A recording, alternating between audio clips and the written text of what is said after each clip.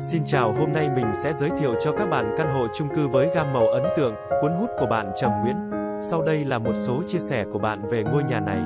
Ngày trước thì mình làm stylist thời trang với một người sếp tài hoa. Bây giờ thì mình làm stylist nội thất, sau khi về dinh với một anh xã tài hoa cũng không kém. Hai vợ chồng mình vừa làm xong một dự án nhỏ. Hạnh phúc và tự hào ở chỗ, chúng mình đã được tự tay lựa chọn phong cách Japandi cho căn nhà, dựa trên cá tính và nhu cầu của chị chủ nhà, thay vì nhận một đề bài cụ thể như thông thường. Giống như một người khách bước vào và sẵn sàng làm trang giấy trắng để mình thỏa thích khoác lên họ vải vóc và màu sắc và hoa văn vậy, thực sự là một giấc mơ đối với những người làm nghề stylist như chúng mình.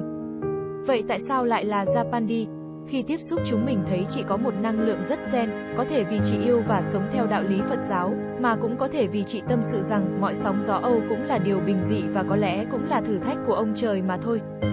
Chị yêu sự tự nhiên và trân trọng mọi thứ kể cả những điều nhỏ bé nhất. Đây có thể nói cũng chính là tinh thần của Japandi, sự giao thoa giữa vẻ đẹp của sự không hoàn hảo wabi sabi và hạnh phúc từ những điều giản đơn Tiger. Về không gian, căn hộ của chị không lớn 60 m² cho 2 peta Newton và 2 WC, nên cần nhiều không gian chứa đồ. Bên cạnh đó, chị còn thích được họp mặt, tiếp đón bạn bè, mọi người cùng ngồi bệt quây quần.